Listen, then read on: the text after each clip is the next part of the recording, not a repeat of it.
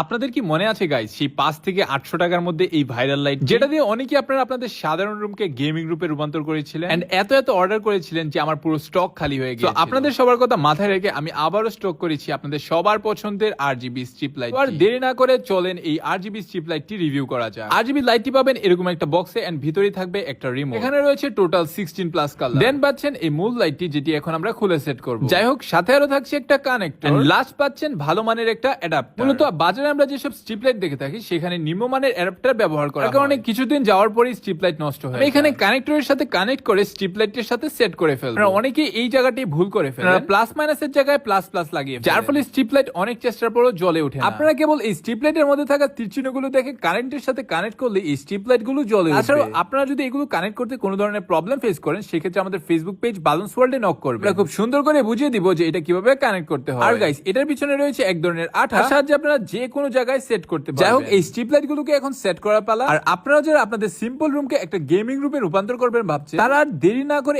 এক্ষুনি অর্ডার করে ফেলুন এই RGB স্ট্রিপ লাইট আর বানিয়ে ফেলুন আপনার স্বপ্নের গেমিং রুম।